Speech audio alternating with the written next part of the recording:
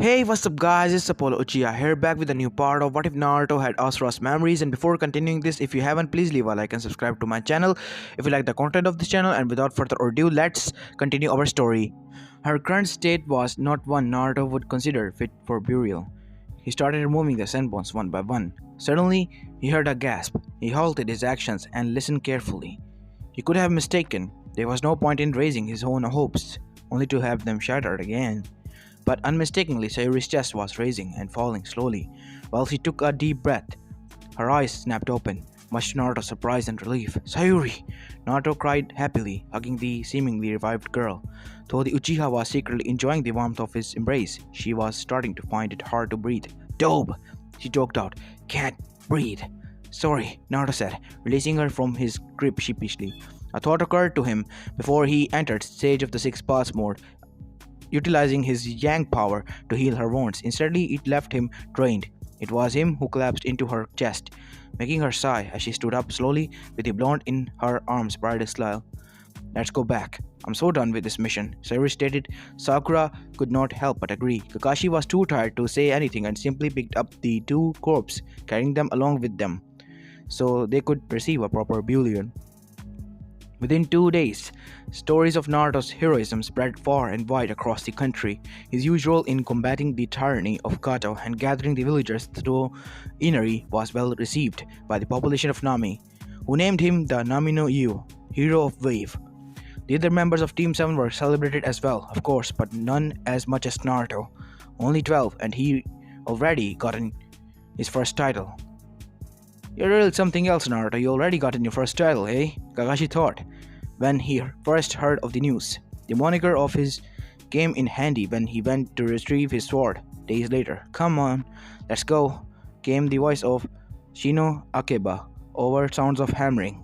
The blacksmith turned his head and noticed that the blonde entered his store. "It's you. You're Naruto Uzumaki, aren't you?"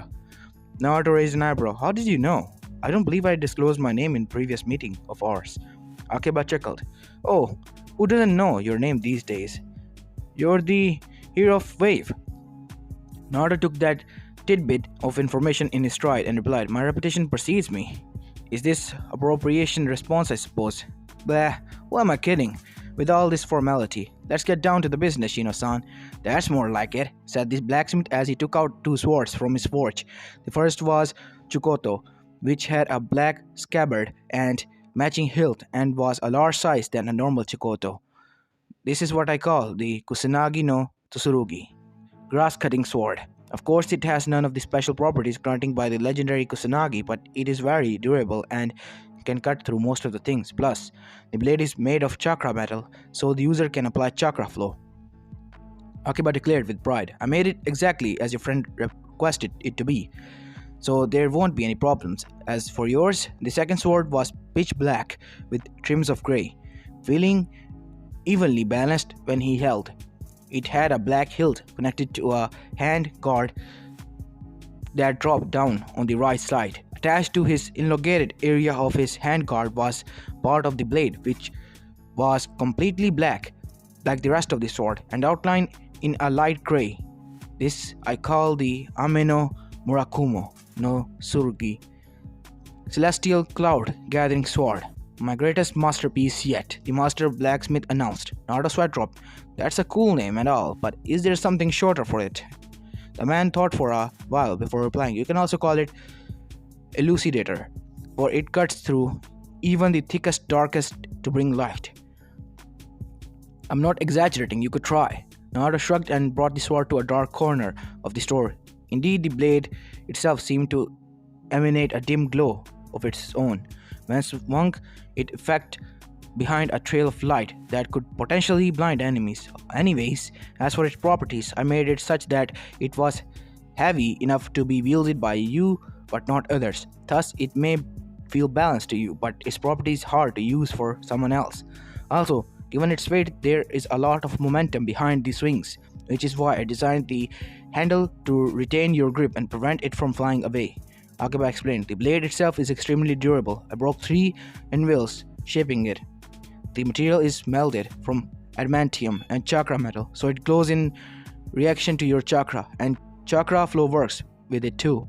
Thanks, Shino-san. So much for two.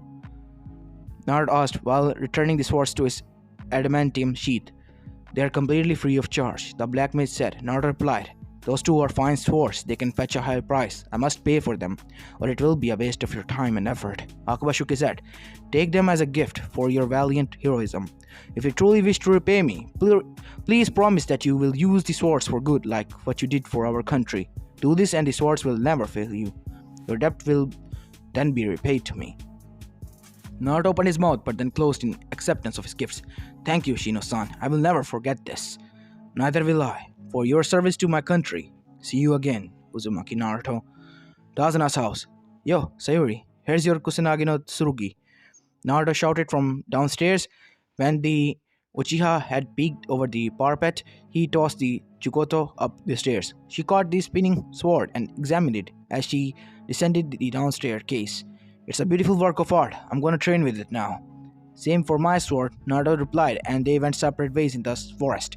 While Sayuri's aim was to integrate the sword into her Uchiha fighting style, the Interceptor fight. Naruto's purpose was to learn as many moves possible from Asura and then perfect each and every one of them. Meanwhile, the bridge construction was still underway. Of course, Shadow Clones dotted the huge bridge, providing security in case the remnants of God of mercenaries returned to finish the job. Thankfully, no such thing happened, and within 4 days, the bridge was finally completed. In accordance with this mission scope, they had to leave on the day of completion. As for their mission pay, they were already paid fully for an A rank, as mysteriously someone had left a huge sum of money with the villagers one day, which amounted exactly to the same money Gato took from them. Which blonde was it who launched this covert operation? Till today, it still remains a mystery. The villagers were sad to see them go and threw them a farewell party. The population of Nami was gathering to see them off, and it also marked the occasion of the first people to set foot on the bridge and cross it. Naruto-san, I'll miss you, said Inari with tears in his eyes. Sad Blonde replied while wiping away the tears of the child there. Cheer up, Inari. I'll be back one day. Promise? Inari asked. Promise of a lifetime. They made a pinky promise to seal the deal, and with that, Team 7 set off. The villagers cheered as the Konohanin left Naminokuni on the newest bridge that was finished. Tazuna witnessed the retreating backs of the people who had saved his country and smiled at the thought of the blonde. That boy changed Inari's heart, and Inari changed the people's heart. The boy gave us a bridge to hope and courage. Bridge. Oh yeah, we need to name the bridge. Well, I have a perfect name for this bridge. Oh, what is it? Inari asked. How about the Great Naruto Bridge? Tazuna suggested. That's a great name, Inari replied. The villagers cheered in assent. The name is hope that this bridge will never crumble and will one day become a super famous bridge whose name is known throughout the world, Konohagakure. Upon arrival, Team 7 went to the Hokage's office as it was after 12 noon. In the morning till 12, the Hokage would be at the mission assignment desk giving out D to B rank missions. After 12, the Hokage would be at the office clearing paperwork and giving out the occasional A or S rank missions when security and privacy were paramount. Thus, Team Kakashi found themselves being debriefed in their third office. After a lengthy report due to the upgrade of the mission ranking, they were finally dismissed. Sayuri, Sakura, shall we go for lunch together? Naruto suggested. The Pinkard shook her head. Sorry, my parents are waiting for me, as the mission took longer than expected. The Haruno replied, walking away. What about you, Sayuri? Naruto offered. The Uchiha responded, me neither. I have to go home and train. The moment she said that, his eyes lit up in excitement, making her regret her statement instantly. Can I train with you then? No, please. I said no. Sayuri rejected firmly. Uzumaki pointed, and his doggy eyes on her. Just this once, please. Seeing his irresistibility cute expression, her resolve crumbled away. Reluctantly, she finally said, Alright, but don't mess up my house. Naruto gave a mental cheer as he succeeded with persistence. The blonde followed the Uchiha to the clan district. Along the way, the two were the objects of the villagers' stares of disdain. Why is Uchiha-sama with that D? I can't allow the brat to taint her. The boy does not deserve to stand on the same grounds as the great Uchiha-sama. They were among the many mutters and whispers of the spiteful villagers. Sayuri ignored them, and so did Naruto. Let's take the rooftops. I don't like being watched by them, like some procession. Naruto nodded, and in blur, both appeared on the rooftops on the near building. Up there, it was peaceful and quiet, with nobody to disturb them. The people who they crossed paths with were other shinobis, and even they didn't bat an eyelash as they sped past them, or for they had urgent business for their own to settle. Within 2 minutes of free running, the duo made it to the clan district. For there, the two teammates returned to the streets and arrived at the Uchiha clan compound. It was a massive compound with cobblestone walls stretching far away in either direction of the main entrance. According to Suri, the compound was 7 hectares large. It was a big clan after all. The main gate was styled like the entrance to a shrine, with blue flags hanging down from the top and the Uchiha crest emblazoned on them. Sayuri pushed the two flags aside and entered from the gates. A rocky path led to the huge cluster of houses, the center of which was the main house for the clan head, where Sayuri resided. On either side of the houses, huge training grounds with trees grown everywhere around them. Sayuri opened the door and shed her boots. "Come in, don't track dirt into the house." Naruto complied and was awed by the sight of Sayuri's house. It was a gorgeous traditional Japanese house with sliding doors and shoujo screens being a common feature. She came to the kitchen and said, "Sit down, we need to have something for lunch." "So I'm making something. What do you want?" "So you were gonna eat lunch before training?" accused Naruto. Sayuri huffed and represented her question. "I don't know, ramen?" The Uchiha shook her head. "You know what? I'll think of something. Stay while I cook." She went around the kitchen and checked the closet for ingredients. After deciding what she wanted to make, she sampled the ingredients on the counter and pulled off an apron for a hook.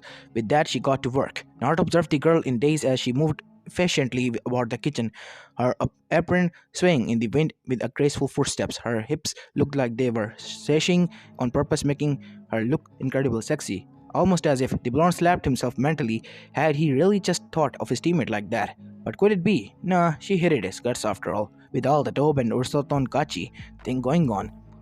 He then heard a chuckle from within his mindscape. "Or so it may seem. She did save your ass twice, then in the wave mission already, Kurama pointed out. Naruto shook his head. "She's my teammate. Saving me is just a regular thing we do for each other." The great fox gave a shrug. "Or so she may make it seem. Not that I favor Madra's transmigrant, just say that there's more than meets the eye with that Uchiha girl." This was the first time Naruto saw her as more than just a teammate, but rather a girl, and a girl with feelings at that. There was no more time to think, however, as Sayuri had finished making lunch and set the plates down at the table. They were onigiris, balls of rice wrapped with seaweed and topping with katsuobuchi, dried, fermented, smoked, skipjack tuna. Naruto eyed them suspiciously, as he did for every food that wasn't ramen. "Are you sure this will taste nice?" The Uchiha scowled at him as she sat down. "Just eat up, Tob. It won't kill you." There did not anything to assure him. Itadakimasu. Skeptical, he picked it up and took a small bite. Flavor burst in his mouth and his eyes went wide. "It's delicious. I think I may have just found my second favorite food in the world." Sarah shook her head in amusement. "Of course it is. It is a special recipe passed down exclusively through the Uchiha clan." Her voice fluttered halfway as though of her dead clan bludged her. Naruto noticed this and looked up from his food. "What's wrong, Sayuri? Are you alright?" The girl shook off his concern and said, "Never mind, let's just eat." As soon as they finished, they jumped straight into the training. First off was light kenjutsu spar to assess each other's skills, while Sayuri attacks were more chained and fluid in transition as they originated from katas in the interceptor fist.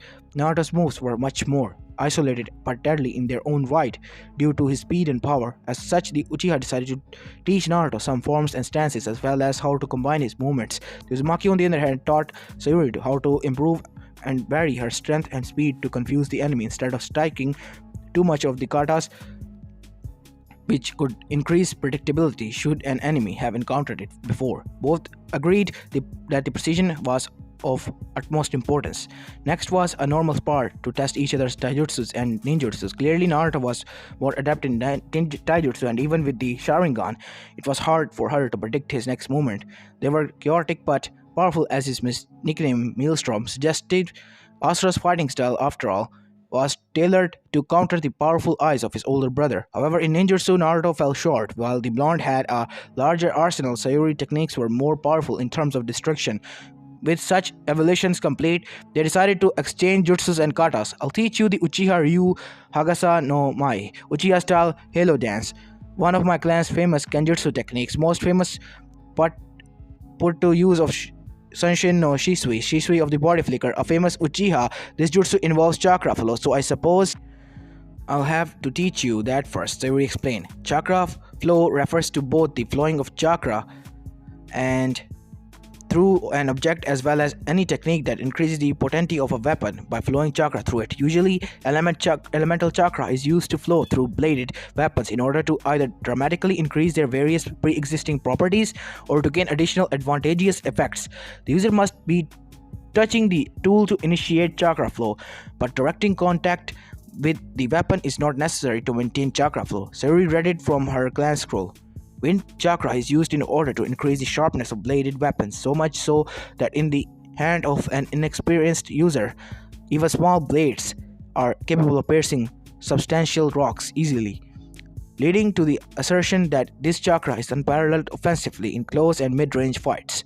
This effect is achieved by utilizing two opposing chakra currents, which are ground against each other in such a manner that the sharpness one another into fine pieces. Understood?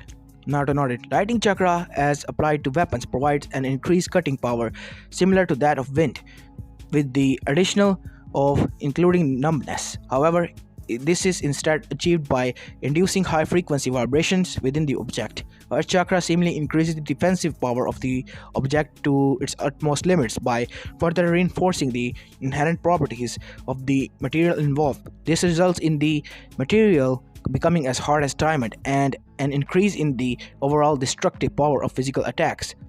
Fire chakra engulfs the desired weapon and intensifies localized flames, which follows the subsequent path of the object in questioning, incinerating anything which comes into contact with it directly. Last, water chakra, being a neutral element, has no added properties with chakra flow is applied to the weapon unless you wish to lubricate yourself.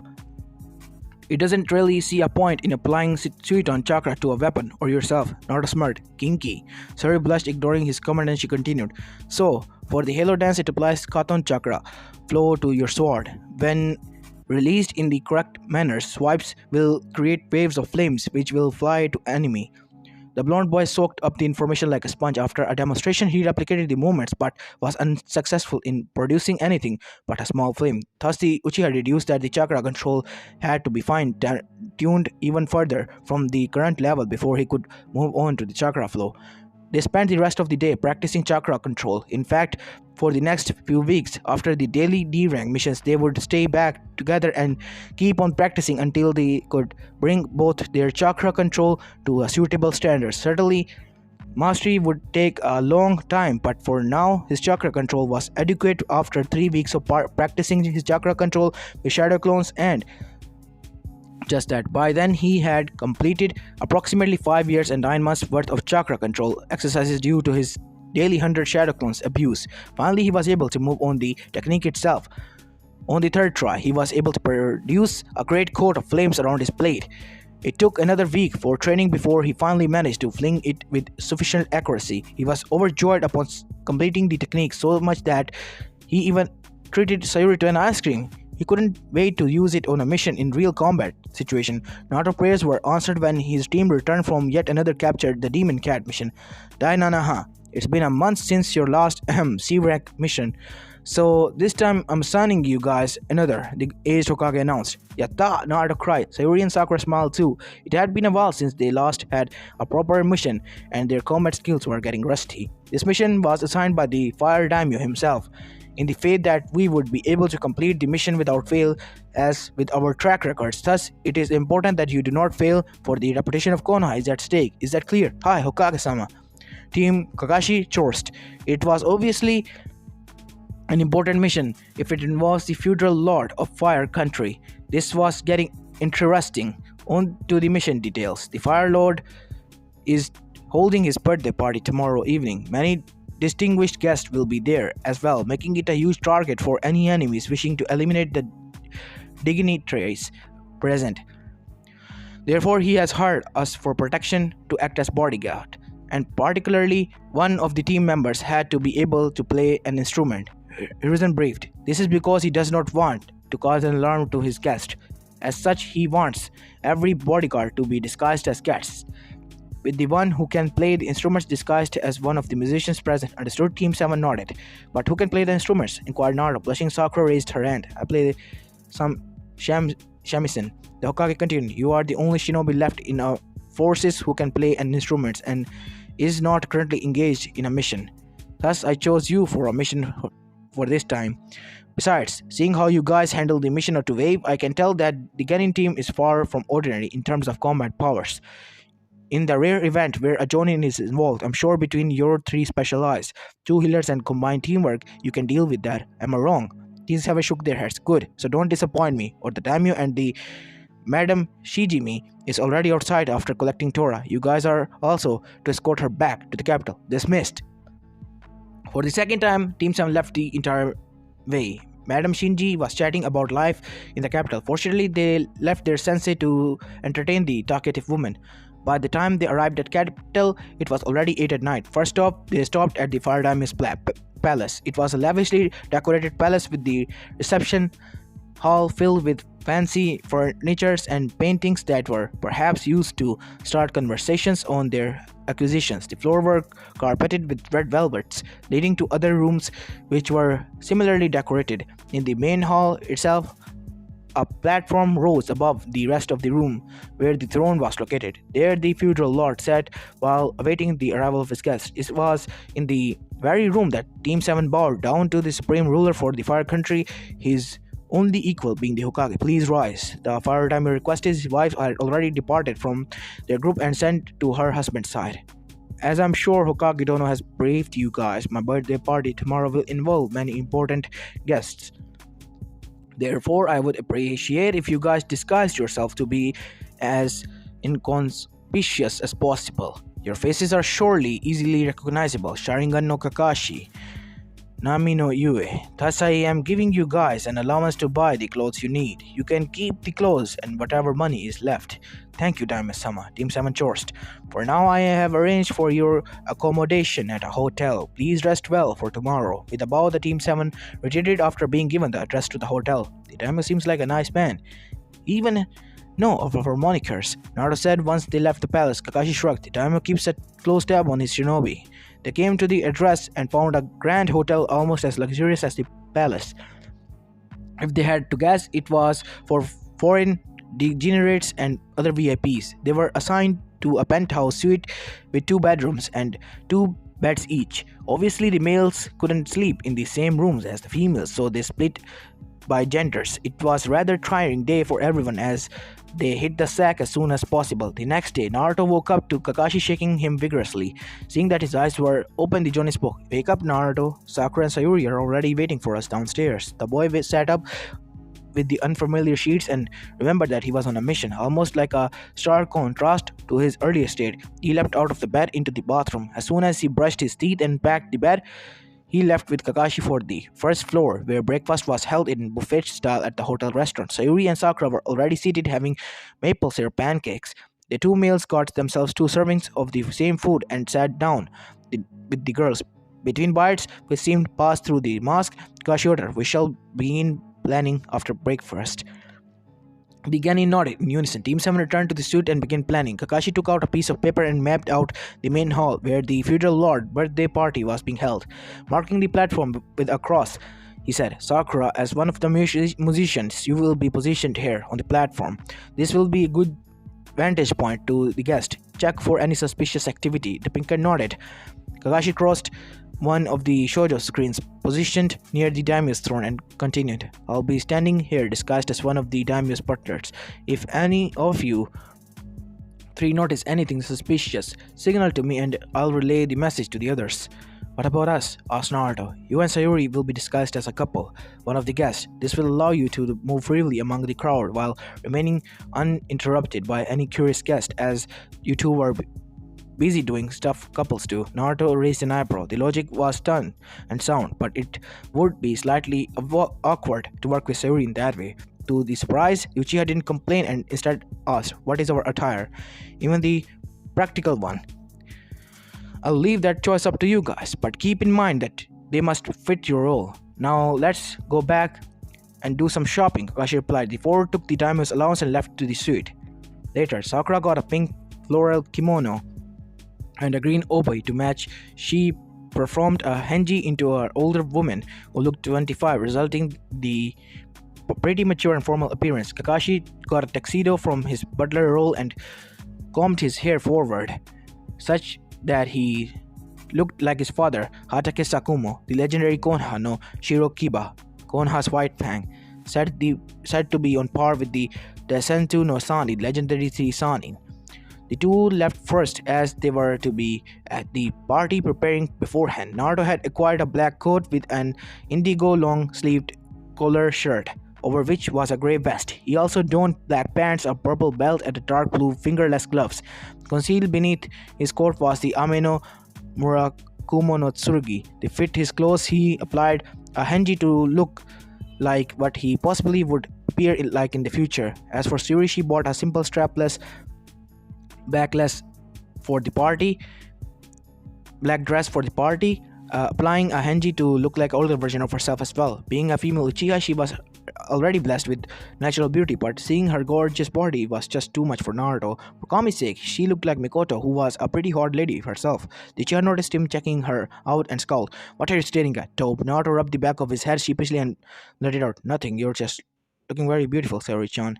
A faint blush tinted the cheeks of the girl. She teased back.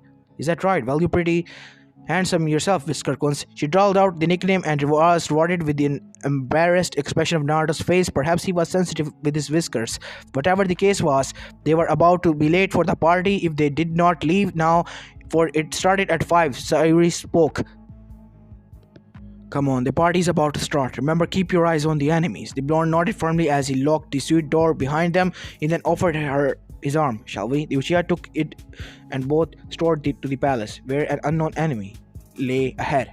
As this is where I'm going to be leaving this part of, guys. I know it's kind of short, but I'm not feeling well today, so yeah, I hope you don't mind and like this one as well. And if you do, please leave a like and subscribe to my channel. And this is Apollo Uchiha, and I'm signing out.